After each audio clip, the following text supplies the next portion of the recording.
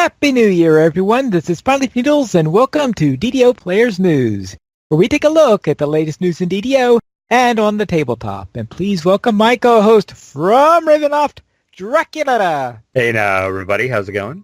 Hello, Drek. And how's the New Year celebration over in Barovia? Cold at the moment. Very, very cold. A cold front has moved in. Well, then, we'll just have to live with those cold elementals for now as we head into our game news. And I'm sure there is, maybe there isn't a lot of stuff there. It looks sort of empty. Crickets, tumbleweeds, crickets, yeah.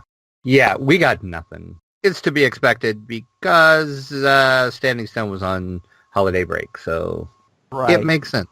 Hopefully they'll be back from the holidays tomorrow and all ready to get started for a new year, and we'll see what they have in plan for us. But until that time, all we've got for you are store sales. We do, and there is some decent stuff. We have 30% off of Tomes of Learning, select low-level adventures, plus 2 ability tomes and character slots, all at 30% off.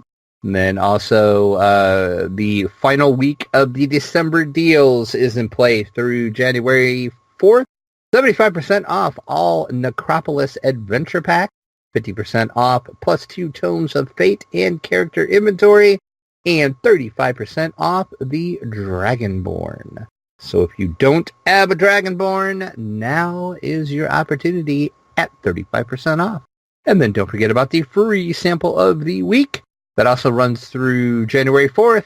It's an Omni Spell Dust. You will get 50 of those when you use the coupon code SPELLDUST, SPELLDUST, SPELLDUST. Then let's head into our main event for today, and that is where we will take a review of what happened last year in Dungeons & Dragons Online. And let's begin with Update 34, Death or Glory, where they entered a tower that feels very much like the outdoors for Drac right now. Yes, it does. That's right. Update 34, Death or Glory, was published on February the 2nd, and that did introduce the Tower of Frost quest, which I know you have ran several times. You enjoy that quest very much. Yes. And also, that was the coming of the Reaper. Reaper difficulty was introduced with Update 34. And there was a couple other little things, but I just pulled out the major 2 things, I thought, and that was the Tower of Frost and Reaper. So, a quest that I've run a great deal and a mode that I've never used. Exactly. So, but yeah, I like Tower of Frost. I don't run it a lot. I should run it more. It's a really fun quest, actually. I did enjoy the story and enjoyed the quest. Enjoyed the DM? Yeah, I think Portman did do a good job. I know there's some people that give him crap for it, but what? I think he did a pretty good job. So therefore, let's head into Update 35, where they introduce the Dragonborn. And that also brought us the newcomers, the Black and Blue quest, the new raid Riding the Storm Out, and that introduced racial reincarnation. And Update 35, Dawn of the Dragonborn, launched Thursday, March 16th. So we'll start off with the Dragonborn. What do you think of the Dragonborn? Ooh, I just love the Dragonborn, and I like being able to spit out electricity at my opponents. Well, yeah, see, I do fire, but... I know. You like fire, I like electricity. That's right. But yeah, I think they did a good job with the Dragonborn. I didn't think I would enjoy it as much as I actually did. I think, am like with the Dragonborn, like I was like with the Gnome, I think. I didn't think I would enjoy the Gnome last year, and I enjoyed it a lot. And surprisingly, I enjoyed the Dragonborn as well, so... And then we have the 2 quests, the newcomers in Black and Blue. Once again, I don't run these quests very often. I kind of forget about them. Yeah. Well, remember Black and Blue being a nice, fun little challenge. The newcomers, let's just say that there are times when I do that one where I feel like punching the wall. Yeah, it can be a little tricky towards the end. Yeah. And then, of course, neither one of us has ran that raid, so we can't talk about the raid. And neither one of us has done racial reincarnation. So can't talk much about it. But those were the big highlights for Update 35, Dawn of the Dragonborn. Then we headed into Update 36, Duel for the Underdark, which was released on July 12, 2017, and it introduced a new storyline that included 6 dungeons. Yes, the Mines of Tethiamar in that quest chain. We had Third Time's a Charm, Graveyard Shift, Records of the Past, Strike Back, and Desire in the Dark. I think out of those, I enjoyed Third Time's a Charm, Strike Back, and Desire in the Dark the most.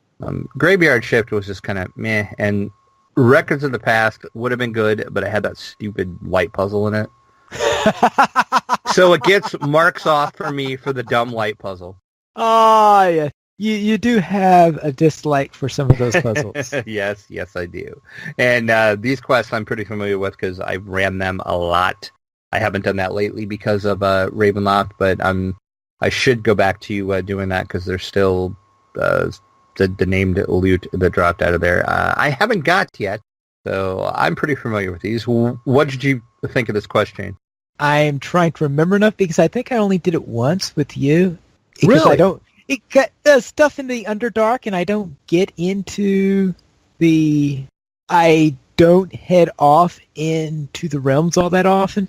Well, yeah, that's true. What level are these? 15. Yeah, Heroic, that's what. Heroic 15, Legendary 31. Yeah, I thought that if they're associated with the Underdark, they would have to be at least 15. And of course, I rarely get characters up to that level. Really? Well, yeah, I guess no, you don't, do you? I think the only ones ever gotten up to 15 was while questing with you. Really? Guess I did not realize that, actually. See, I run Forgotten Realms stuff a lot because I have a lot of characters that are in that low range. Right, but I really don't. Not a big Realms guy, are you? No, I guess because I didn't grow up on the realms. I grew up with Greyhawk. Gotcha. Makes sense. Even back in pen and paper, I spent more times in the Forgotten Realms than anywhere, so... Yeah.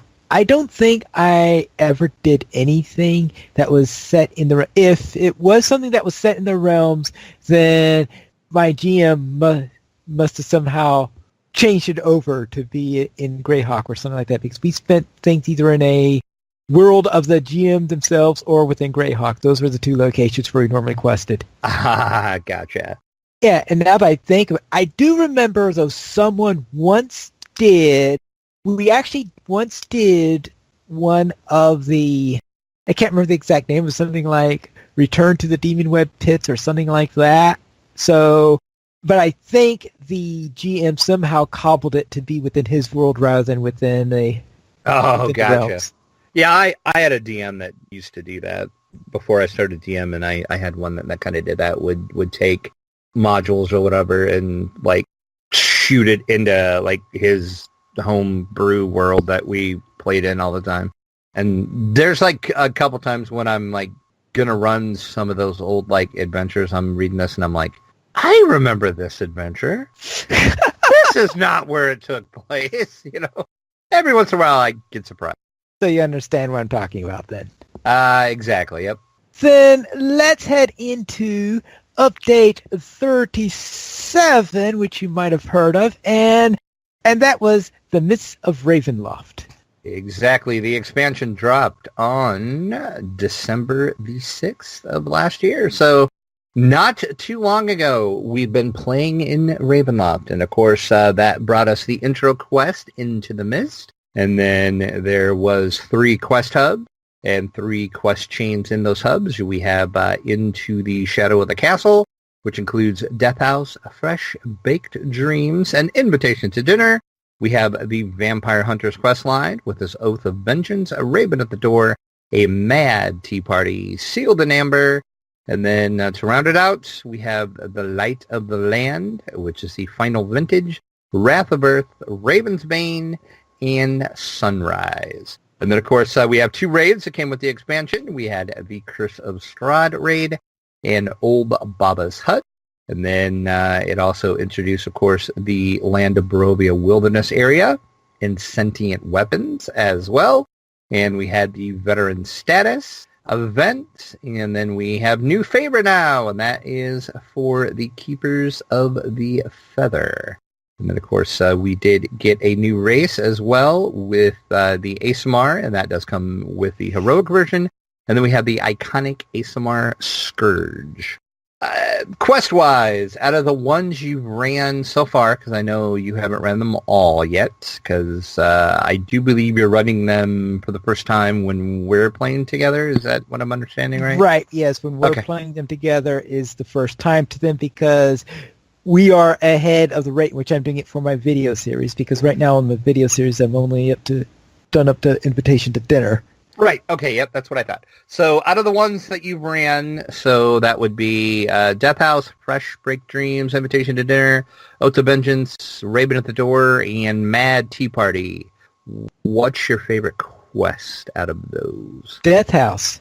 I'm going to agree with you on that. I think Death House by far, though Sealed in Amber is really good. It's like a close second. But I think Death House for me, and I think the reason why I'm going to rate Death House that high, that's just because of the DM voice work that Allie Murphy does. Oh, yeah. I know I've said that before, and I'll probably keep saying that, but those freaking kids are creepy as hell in that quest. And it sets the mood. It introduces Ravenloft good. So, yeah, I agree.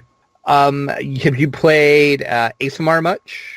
I have created Aasimar characters, I think, a couple of times. I was originally thinking of doing an Aasimar for Ravenloft, and I can't remember why I didn't do it for when I'm playing with you. Probably because I just couldn't picture an Aasimar Druid. It just didn't click with me, the idea of it. So, and I decided to treat the Paladin I was doing as my Loto character being teleported in, so therefore an Aasimar just wouldn't fit that idea either. So both of my main ones of running Ravenloft just didn't fit well with the Aasimar, so I played it a little bit when we had that preview of the Aasimar before Ravenloft was released, but since Ravenloft was released, I've been running mainly Ravenloft. I haven't had a chance to run the Aasimar. I'm enjoying the Aasimar a lot, actually. I have several of them. I have a problem. It's called altitis. Too many servers, too many alts. But yeah, I think they did a good job with the Aasimar. I was never, then again, in pen and paper, I was never a big Aasimar fan. I never played one in pen and paper, so I wasn't that super excited about them coming in the game. But, I mean, they're good. They're cool. It's all right. What did you think of the Barovia Wilderness area? The Barovia Wilderness, I've only done that a little bit. I was doing that either yesterday or today. I was going through there doing Slayers, but I haven't spent most of my time in Barovia. It's been talk to this guy and get transported to the dungeon. Yeah, and that was a good addition as well.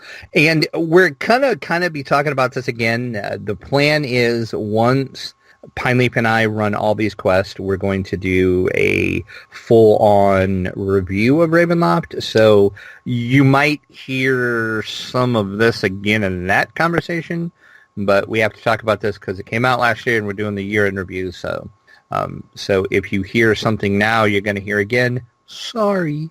And then we don't have characters at level to do sentient weapons yet. I think the biggest disappointment I had out of this whole expansion pack was the veteran status. Oh, you mean the whole thing is that, it is a special event, yay! Exactly. Right. I don't get it. Don't understand the logic behind that. Don't know why they're doing that. I'm hoping they don't wait forever to bring it back. I mean, I hope it comes back every couple, at least every maybe couple months at least, or maybe a couple times a quarter or something, right. But it's stupid.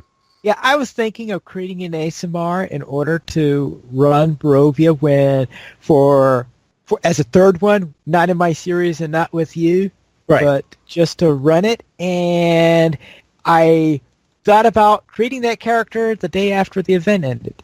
So I said, oh, Yeah. never mind then. Yeah, exactly. And see, I had an idea to do something on another server, and I'm like, oh, well, I'll just create a level 10. Oh, no, I can't do that now because reasons that I don't understand. So, yeah, so I don't know. But other than that, as a whole, I think Ravenloft is pretty good. I think they did a decent job at it. So that's pretty much the year in review. It seems like if you look at it on paper, it sure seems like they didn't do a lot this year. But then if you actually think about it in like what we got in game, there was a ton that they did this year. But just, looking at it on the show notes here, it's like, wow, that doesn't seem like a lot at all. So we do this every year when we do our year-end review shows. We throw out the question, which update was the best update of 2017? So, Pineleaf, what was the best update? I would say that the best update was Mists of Ravenloft. I would have to agree. I know you wouldn't disagree. Did you think I'd answer anything else? Yeah, I strongly doubt you would have answered anything else. Yeah, so we actually both agreed on an answer. That's usually we're different. Like this next question. What is the best non-raid/quest thing that was added to DDO in 2017? I will say the Dragonborn. See, and I'm going to shock a lot of people, I think, when I say Reaper difficulty was the best thing that was added. What? Yeah, I know. That's going to say, I know you're not the only one that's out there going, what did he just say? Yeah, I think Reaper kind of breathes new life into the game, actually. I don't run Reaper. I don't really have any plans to ever run Reaper, and, that's cool because that's just not my playstyle. But I know there's a lot of people that enjoy it and enjoy the challenge of it. And I think it brought some older players back to the game because of that. But then on the flip side of that, I think it's kind of segmented the population a little bit. Because at least on Caneth, which is where I play mostly, I play on other servers as well. I play on Argo a lot too, but I haven't really checked on there. But I know on Caneth, at least I've noticed it. If you pull up the LFG panel, most of the time, probably 90% of the stuff that's in there is always Reaper stuff, which that's a little disappointing. But other than that negative aspect, I think there was a lot of positive that came out of the game. So I think Reaper was the best thing last year.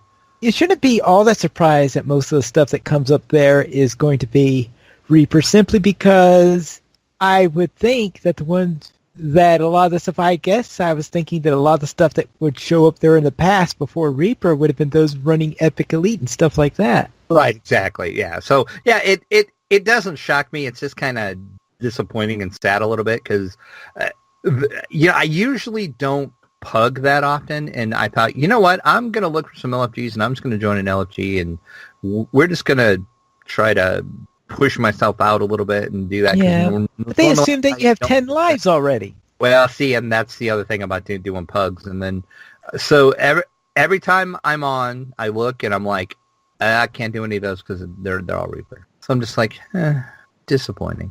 But so on a more positive note, what are we most looking forward to with DDO in 2018? So this upcoming year, what are you looking forward to? It's hard to look forward to when we haven't seen the producer's letter. Yeah, yet. exactly. Going to say that's by last year when we did this, we had a producer's letter, so we kind of knew what to expect. So probably we should ask this question again when the producer's letter comes out. That's probably a good idea. So yeah, we will table this until after the producer's letter, which should be any time now. They didn't actually set a date. They just said after the new year. So hopefully it won't be too long. It sounded like, if I understood what Cordovan said on his last live stream, it sounded like Sev was working on the letter. So the wheels are in motion for it. So I don't think it'll be too long. We have to wait. So we will come back to that question. And now for our DDO resolutions. But first, let's see how we did last year. So, Pineleaf, you said you wanted to get your monk to level 20 and something Ravenloft maybe, depending on the timing of the release. So, out of your 2 resolutions, how'd you do last year? Well, first of all, on the monk to level 20, I think somewhere during the summertime, I said that I abandoned that whole idea. So you made it at least to the summer, so that's not bad. Right, and then I just said, let's just say that back when I was in college, I think they said taking a W. Gotcha. Yes. Yeah, because I just looked at that and says, that was a character that I was liking less and less the higher the level I went with that character. And eventually I tried turning it into a warlock, and I think I did. And I think I did that mixture with the warlock right before the big nerf. So it's like... Yeah. You're like, well, that didn't So work now out I well. went from a character that was really weak for me to a character that was incredibly weak. So, yeah. So therefore, that didn't go anywhere. As for something Ravenloft, maybe, let's face it, as long as Ravenloft came out, you knew that was going to happen no matter what, since I was very, very indefinite. I didn't say finish Raven. Now, if I'd committed to finishing Ravenloft, then most likely I would have spent more time trying to maybe remember to get that Asimar up to have created that Asimar in time in order to do the whole thing, or filmed the entire series, or whatever it did, so that I would have been able to complete it before then. But since I didn't make such a commitment, just said something in Ravenloft, that's what I did. The first third of Ravenloft. Right, so you actually didn't... You actually didn't do bad then, so you got 1 out of 2. So not bad at all. And for myself, I said I wanted to get any character to level 28 to run Haunted Halls and to play my Wolflock more on Argo. Level 28 did not happen. Nowhere even close to happening. That's about 20, right? 22. Okay, 22. So, yeah, and that was from 19, so not horrible, I guess, but yeah, that was a fail. And then play my Wolflock more on Argo. I would say that happened. I played on Argo quite a bit, and I played my Wolflock quite a bit, because I have ran with the damsels on their show several times this year, or last year. And we actually played a couple times, and I was on my Wolflock when we played, and then I was on another new character I created as well. But so yeah, I would say that I did. I did play it more last year than I did the year before. Of course, I created it later in the year, so that's really not fair to judge it on year to year. But I'm gonna give myself that one. So I got 1 out of 2 as well too. All right. So now let's set ourselves up to fail this year. What's your resolution for this year? I haven't even thought of anything yet. Really? Because you're usually like right on, like, this is what I'm going to do this year. So I think it's because I just can't get past those mid-teen levels. I'm thinking, so therefore I think it's always because of even on pen and paper I was that way. I just has a certain level. Once you get past it, it's like, and I just don't see and even if I got the 20, it's all right. I got the 20. Yippee! I mean, to me, it almost feels level 20 feels like the end of the game. But to some people, that's the beginning of the game. Yeah, exactly. Yeah, to me, that's the end of the game. I never got into things like epic level and stuff like that. I mean, pen and paper, I think we never got above around, maybe 15 or 16. It's like, I don't think I've ever had a character higher than that level range. You know, our pen and paper experience could not be more different. Every week I'm finding out something new about how when you used to play pen and paper, I'm just like, we are totally opposite on that. I know. Low to mid level is where I've always I know a lot of people there like the high power and stuff like that. Mm-hmm. Oh yeah. And I like the low to mid level. I remember one time I ran an adventure And, I gave the parameters for creating characters. And one of the players wrote down character created for campaign of enforced mediocrity. Ouch. Because he believed that if you wanted a character, the way to create a character is roll 5 dice and take the best 3. Yeah. Roll it 8 times and take the best 6 results. Yep. I know people that create characters that way. So yeah. So therefore, and in fact, that's one of the reasons. You're familiar with the Freeport series, right? Yes. Yes. When I read the first module to that, thinking, because I hearing all the great reviews for this and stuff like this, I looked at the back and I saw the characters in there, and that person I told you before, he might have even called those characters OP. I mean, they were incredible. I mean, we're talking about 18s and 16s and 17s and all their stats and stuff like that. It was just, to me, it felt just completely disgusting. And so we had all of that in there. So I read the first encounter. This first encounter, it's entirely written completely knowing that you are 100% going to succeed in this one. It does not even consider the possibility that you could either. I read about 5 or 6 times Mach 1, knowing exactly what happens, knowing every step of the way, running both sides of it, and I could not get a single character to get past that initial one except for the characters in the back of the book. Oh, wow. Really? Yeah. I basically would not look at that series again after that initial reading. I'd say, what in the world? So that shows you that I know there are a lot of people who just love that level of on the high end. So I think I got that out of my system back when I was in college. And after that, I just said, what in the world is this junk? So I just could not. Yeah, I just don't like that high end stuff. That's interesting, actually. So, okay, we'll let you take a rain check then. Yeah, so maybe when the producer's letter come out, we could revisit that one, because that might set a goal for me of some sort, or I might come up with something between now and then. Like, how far, I mean, we might be able to say something like get an Aasimar up to level 15, because that's probably the best thing I could promise you at the moment. Well, that's fair, so we'll revisit yours then. Okay, actually, we'll say that. Aasimar to level 15. Okay, that's fair. I think that's level fair. And of course, this is not using the iconic in any way. Right, because you always go to Korthos and run Korthos and start level 1. Yeah, okay, so I will say no veteran allowed. There you go. Okay. So that will be an Aasimar to level 15, no veteran status allowed. All right, that sounds good. We'll see how you do.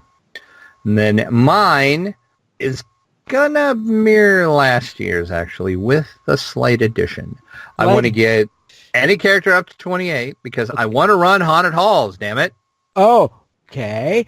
But can you run Strahd at level 28? Yes, you can. Okay, you can. And then the other thing is I want to run the Strahd raid because I was so looking forward to actually fighting Strahd, and then I find out, oh, the raid is only legendary. And I'm like, what? So, yeah. So, yep. So that's my goal. So you don't want to visit an infamous hut? I'll do that raid too, probably, but I don't care that much about that one. It's a Strahd my eye is on Strahd. Yeah, I'm looking forward to beating Strahd down. Uh-huh. Shoving that sun sword into him. That's what I'm looking forward to. So, so there we go. Level 28, any character, run Haunted Halls, run Strahd right. And I'm setting it now. I'm not going to do it, but I'm going to try. You're going to try. That is the moon that you're shooting for. That's exactly. Setting myself up to fail, but I'm going to try. Okay. And that pretty much is our look at the year in DDO. Then let's look at what's coming in from the dungeon. And the big news this week is that the fantasy trip has returned to the control of Steve Jackson. Indeed, and Steve Jackson was pretty excited about this, but it was kind of weird because there was no big fanfare from Steve Jackson Games about this. It was just a little small announcement over on the Steve Jackson blog, and I will read what they put over on the blog.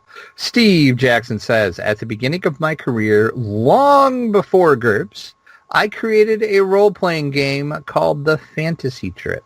For decades, the rights have been held by Metagaming, a publisher which is no longer in operation. I'm very pleased to announce that I have regained the 8 The Fantasy Trip releases that I wrote myself. Those include Melee, Wizard, Death Test, Death Test 2, Advanced Melee, Advanced Wizard, In the Labyrinth, and Telkanar's Lair. This is just the initial announcement.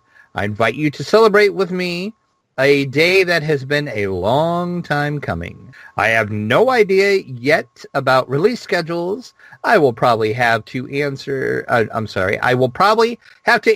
most questions with, I don't know yet. But feel free to use the button below to go to the forums to discuss this post and try me, or just share the memories you have of the game. Steve Jackson. So yeah, we were kind of talking about this before the show. I've read the I can't remember what book it was. I want to say maybe it was Melee, maybe is the book that I read. Well, the original Melee was a micro game. Might have been micro game 2. And it was micro game 1 was, of course, Ogre.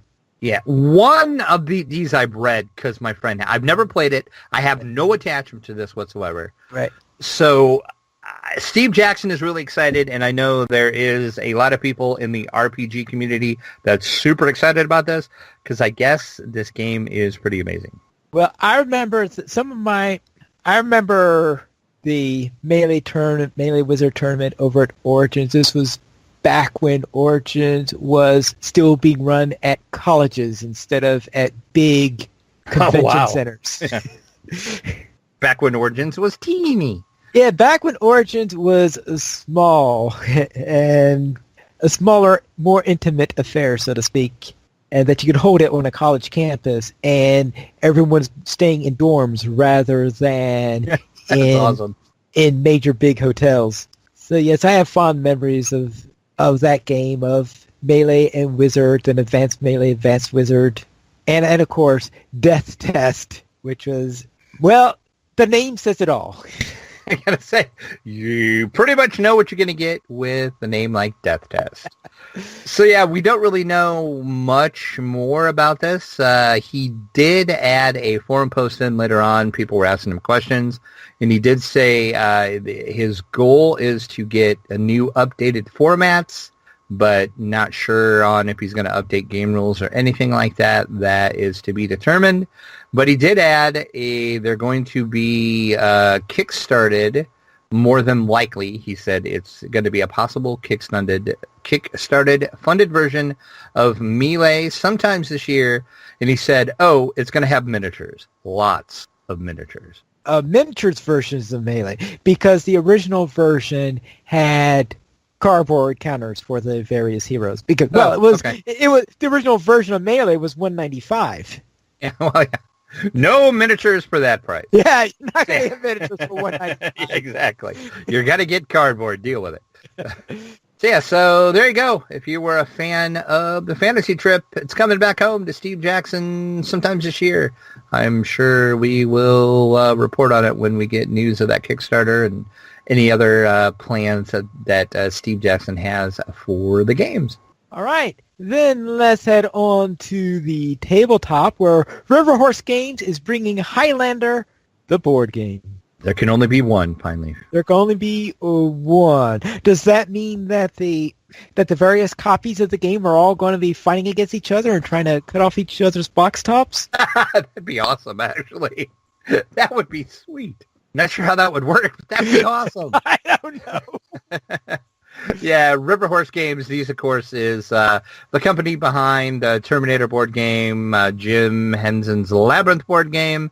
They also did I can't remember the other game they did. They did one other game. And then they're the people that brought us the My Little Pony Tales of Esquia RPG. They have got the license for Highlander. They're going to kickstart it January 12th. So, what do we got? 10, 11 days from we record this. Kickstarter will go up. We know it's going to be a miniatures game. That's about all we know. I can pretty much guess it's not going to be a co-op. No, Highlander. It's probably not going to be a co-op. It's probably going to be you're going to kill everybody around you game. But it's got more likely I would say yes, last one standing. Yep. So if you want more information, there's going to be a link in the show notes, or you can go over to DDO Players on the article I put up. Look on their Facebook page. That's where they're releasing a lot of the information on this.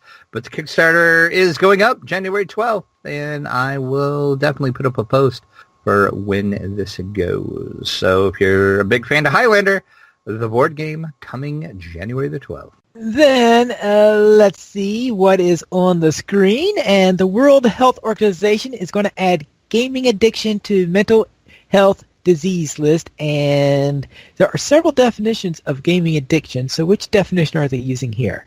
You know, they said a gaming disorder is characterized by a pattern of persistent or recurrent gaming behavior, which may be online, example over the internet like in an MMORPG, or offline. It is manifested by impaired control over gaming. Examples of that would be onset, frequency, intensity, duration. You will not stop playing. You can't stop yourself from playing. You can't stop yourself to stop playing. So yeah, that's what they're saying. I just, when I first read this, I thought this has to be a joke post. I'm like, it's not April Fool's yet though, so this can't be real, but this is real. This is actually the World Health Organization. I guess every couple years they redo the addiction list that they have, and they're actually, yes, going to clarify that gaming addiction is a mental health disease. So if you find yourself saying just one more level, just one more quest, just one more Klingon, that's right, you have a disease. Get help. So my question is, okay, so if this actually is clarified as a disease, which they're going to add this, does that mean like insurance will start paying for you to go get like help for this problem? And I'm not joking when I say that. I'm saying that in all seriousness, because I know like most insurance, well, you know, I guess it depends on your insurance, but depends on the insurance. A lot of insurance will pay for like gambling addiction or like alcohol or drug addiction treatment, and those are mental health diseases. So if gaming is insurance going to pay for you to, you know, get off gaming? I mean, I don't know. It's weird. And I'm not trying to make a joke out of this because, you know, gaming addiction can be a serious thing. I've known people that I would probably, of course, you know, I'm not a doctor. I can't, you know, diagnose anybody. But I've known people that I would say had this and were addicted to playing a game or certain games or just gaming in general. And, you know, and then again, I think I can speak for most of us when I say we play a lot of video games, and that's cool, but just don't let it take over your life. That's when, you know, I think that you have a problem, when instead of, you know, going out to be with friends, you would rather stay home and play a video game or something like that. Then you might want to step back and say, I might have a problem with this. All right. Then let's head into our week in gaming. Yeah, I'm gonna say, it's kind of funny that those kind of went back to back. It's like, yes. How were we addicted this week? Once you see my list, I think you might say I was. But I did some Ravenloft with you. I'll let you talk about that. And then I am running my Druid, which of course is my Warlock. Soon to be, well, actually, I guess it's not soon to be anymore. I've actually, no, I haven't actually done that. I'm sorry. It's been a while since I played this character. It's my Druid. It's my Warlock. Once I get to level 20, I am going to do a racial reincarnation, and I'm going to become a dragon, so I'm going to become a Dragonlock. So right now, it's just my Wolflock, soon to be my Dragon Wolflock. Anyway, it's confusing, I know. So I started Ravenloft on the Druid Wolflock, Into the Mist, Death House, Fresh Baked Dreams, and an Invitation to Dinner is as far as I've gotten. So I will continue on for that. And other than what I did with you, that was all that I did in DDO. I did play some other video games, though.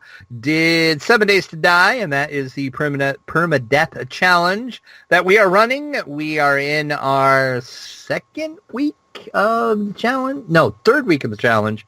And we have some deaths. We actually had 2 deaths. One on my team, one on their team. So they're starting to drop like flies. So we'll see what happens. So we'll see which team actually can survive. So far, I'm trying to think. I have 3, not counting me, I have 2 other people left on our team, and I think they have 4 people. So we're still fairly even numbers-wise. So we'll see what happens. We actually did do our first Horde night, though. That was the 7-day Horde. We did manage to survive that. Our death happened before the Horde, and their death happened during the Horde. So the Horde actually did take out one of their players. Like I said, ours happened before. So we'll see what happens. We're going to play this week. So next week we'll see how many people survived. And then I did play a little bit more of Survive the Night. Talked about that a little bit last week. That is a game I'm playing in alpha for a review when it actually gets out of alpha. Yeah, it's still kind of just for me. It's I enjoyed it more playing this time than I did last time. So I guess maybe that's a good thing, I guess. So we'll see. It's not a very easy game to figure out, and since it's an alpha right now, there's really not a lot of, instructions or help or anything like that. So you're just kind of like on your own to figure it out. But I finally figured out how to do a few things, and I finally found my first weapon, so that helps, because I quickly found out you cannot punch zombies and kill them. It doesn't work real well. After dying a few times, I'm like, not going to try to punch him anymore. That ain't going to work. So we'll see how that goes. And then I played a little bit of Dungeons & Dragons 5e. There is a new solo game book that is out. It is called The Tyrant of Zential Keep. It is a new solo book, so if you're looking to play D&D 5th edition by yourself, this book allows you to do it, and it is available over on the DMs Guild. If you want to check that out, there'll be a link in the show notes. And thank you for reminding me of that, because I have the Death Knight Squire, and I completely forgot to... never got around to playing it, so you reminded me that I have this, so that maybe I should try it so that I could...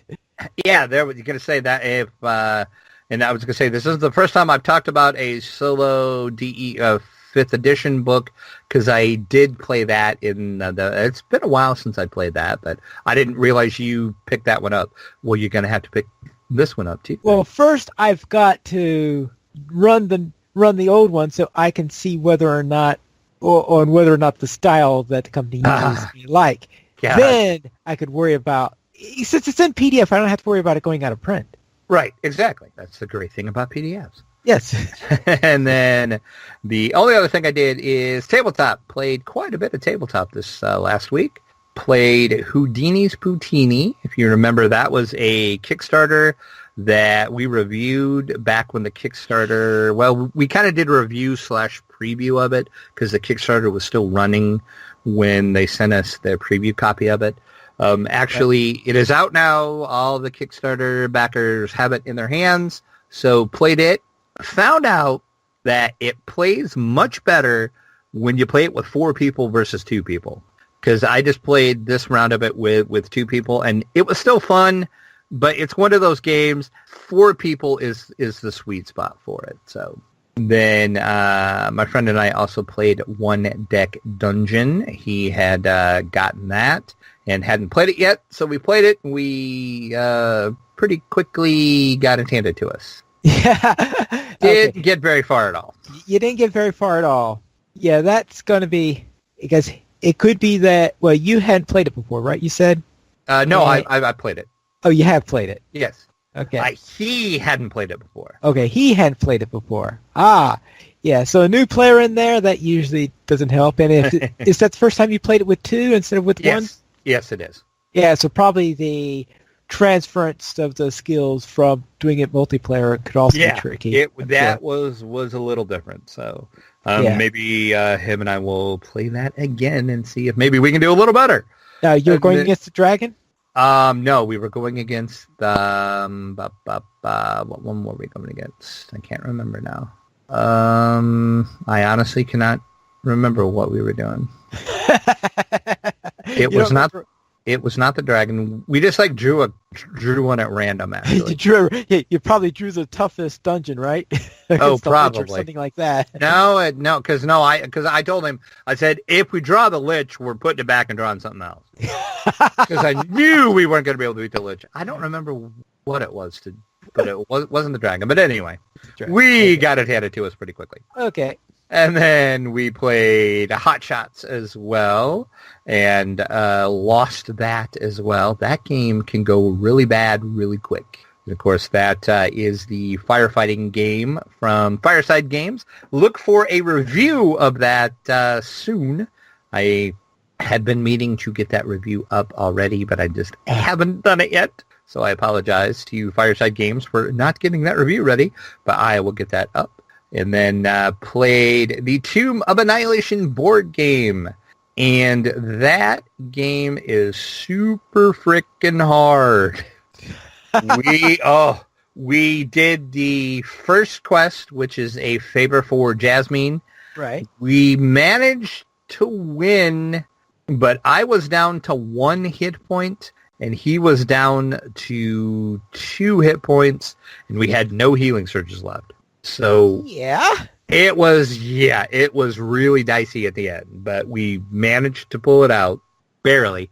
It was barely a victory, but it was a victory. But such a good game. It is so fun.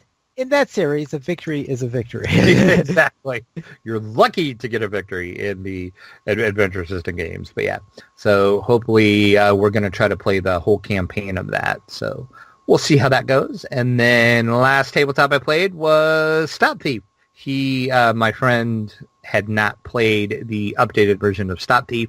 He had played Stop Thief back when he was a kid, the original version, and he wanted to see what the new updated version from Restoration Games was like, and he liked it. And it's a fun game. I enjoy that game a lot as well, too. And we did do a review of that not too long ago, if you'd like to read what I thought about Stop Thief.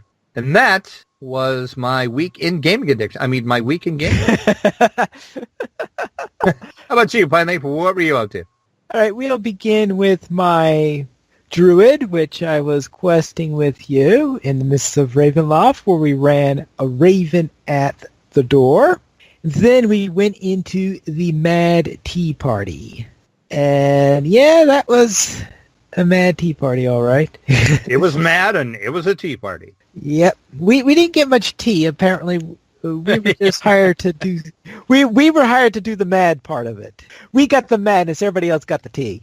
Then on my paladin, I had decided that I needed to level up so I could get prepared for the next stage in the Ravenloft storyline. So I could be level 11 for the level 11 dungeons. I went in. Decided to try, how about the newcomers? I hadn't done that in a while. And, of course, remembered why I hadn't done that in a while. And that is because of that stupid platform room. Yeah, that room can get tough. Yeah, and I eventually got to a point where I just decided I was not going to be able to ever get to the final point in there, because hitting those targets, it was miss. I think I did get to a point where I got it, so I had the final one hit and took the platform to it, and you get to the platform, then you have to manually hit it before, and then jump with the next platform. and I jumped it, and the platform is non-trivial to jump to that platform, and so I missed it. You never played much Mario, did you? No. And so therefore, since I missed that one, and I found out is I could not for the life of me ever hit that target again so that I could switch it back to where it was before. Because once you hit it manually, you set it to the previous state so that if you fall down, you're going to have to hit the target again in order to... I'm pretty sure... Now, don't quote me on this because it's been a long time since I did that class. But I think after you hit that, if that's the last one that you have to hit, and after you hit that manually, there is another platform that comes out over towards the end where you need to go out the door that you can get on, and it'll take you all the way up to where you need to be, I think. What? I'm pretty sure, yes. There's a I thought the only platform that went to the end was the one that I fell off of. I think there's another one that's like over towards the side, but it only comes out after you hit that other one manually, I think. Like I said, it's been forever since I did that class. So don't quote me on that, but I'm pretty sure there would have been another platform that you probably could have jumped on and got to the exit. Okay, I must have missed that one. So in other words, I might have been able to finish it and I just didn't realize it. Maybe, yeah. If I'm remembering it correctly, I think you could have. Okay. Then in Minecraft, I started level 2 of the Temple of the Elemental Pine. And what I did today was the corridor that connects the air, fire, and water temples. So that little corridor in there is what I was doing today and seeing how I could decorate that and trying to get that to pay homage to the original, because the original, they have this weird lighting in there that is you can't do in Minecraft. So I wound up having a corridor that had a different color for each of the 3 sections. And let's see, and then I used the Minecraft lighting that I felt that could work best with that. So, and it was nice on the fire one. I did eventually decide to use magna blocks in order to do it, since magna blocks can be used as lighting as long as it has another light source going into it. I was going to ask you how you were going to handle like the lighting of all that. Yeah, because and what I did for that corridor, yeah, that's the thing is I have a lot of, my temple looks a lot cleaner, let's say, than the version in the dungeon, in the module, let's face it, because the lights have to work, because if they don't, the whole place would be infested with zombies and creepers, and last thing you want in a build that you're spending months working on is a creeper blasting it to pieces.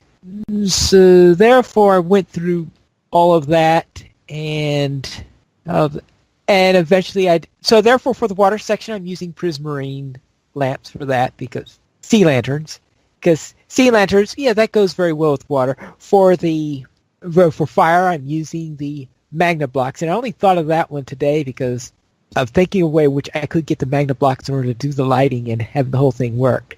And I really like how that effect went out. And for the air one, I'm using the end rods because to me that feels the most airy of the ones that they have, because they're only partially there and stuff like that. So that's what I'm using for each of the 3. But yeah, it's a lot brighter than what you would run into in a D&D run, that's for sure. And let's see. And of course, today I posted my first episode of the January 2018 Minecraft Hardcore Challenge.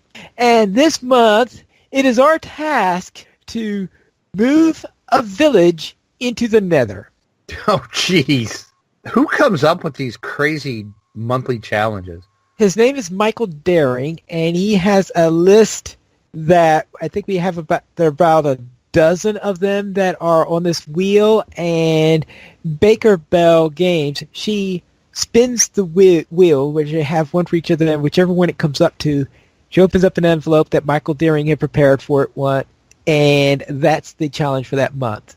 And so this one was called Escape, and essentially this village wants to escape to the What I think it is that Michael Deering, I think, looks at each of these seeds and he sees what could be an interesting challenge here. And one of the things I think that he noticed was, wait a minute, this village, there's a blacksmith in there, and the blacksmith's chest happens to have 12 obsidian in it.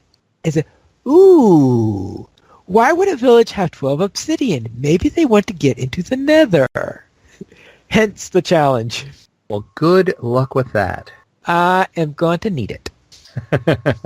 That is for sure. That is, yeah, because getting an entire village, well, getting villagers to go into the nether for some reason is not all that difficult a task. The task is not getting blown up by gas. Gas are my bane. Especially hardcore gas, that's not a good mixture. Just saying. I'm just starting to last month, I actually lasted for 6 episodes plus a little bit more for last month where the challenge was to clear out a mansion. Yeah, I remember you talking about that. Yeah. So therefore, these last 2 have not only been, so you're in hardcore and you on top of this, you add some of the most, he comes up with some really, really interesting things you need to do. Clear out a mansion in hardcore, go into the nether and move an entire village into it without getting blown up by gas, all sorts of things like that. So what do you get if you actually complete this thing? Anything? Congratulations. Oh my God, you're kidding me. There's like no prize or nothing? No, it's not a prize or anything like that. Oh, that's insane. Oh, last month on the mansion, I believe I noted maybe two or maybe 3. I saw, because we all post these onto YouTube. Right. And so the ones that I was watching, 2 of them made it all the way through. One of them was doing it solo. And I'm surprised anyone could manage to do that solo. And the other one was a group of 3. And in fact, the other group of 3 finished so early in doing it that at the end of day 6, they decided that after they cleared out everything in the mansion to burn the thing down. Nice. And they said, and nice. the fire spread from the mansion and spread and burned down the entire forest surrounding it. Oh, that's hilarious. That's awesome. So they decided, well, we must like fire, so they decided to run into the nether, which must have really prepared them for this month. Well, yeah, there you go. There should be already. Yes. And then in other games, I was playing One Deck Dungeon Forest of Shadows, where I decided to start a campaign at standard difficulty, because last week I was doing some test runs in novice mode, so this time I decided to do some standard difficulty runs. I've ran 2 games so far against the first of the bosses, managed to defeat the boss on the second, which means it's time for me to head to the next boss, which is, I'm sure, going to be a little bit tougher than the first one. And this is my first time going against the various bosses of the Forest of Shadows, because this is the new version of One Deck Dungeon, and I presume that you were playing the original version. Yes. We currently have 19 supporters on Patreon. If you'd like to help support DDO Players, simply go to the donations page where you can support the Players Alliance on Patreon. There you'll find rewards, including a mention on the podcast of your choice, or even be a guest with us for an episode of DDO Players News. We did not receive any emails this week, but if you'd like to send us one, you can send it to podcast at ddoplayers.com. And you can also follow us on Twitter, the Players Alliance at Players Ally, DDO Players at DDO Players, Dracula at Dracula_72, and Pineleaf at Pineleaf Needles. The Players Alliance has 2 live shows every Monday at 8:30 p.m. U.S. Eastern Time. We have DDO Players News, and every Saturday at 8:30 p.m. U.S. Eastern Time, we have Local Players News. You can join us for our live shows at ddoplayers.com/live. And that is all for tonight. And this is Pineleaf Needles reminding you to quest responsibly.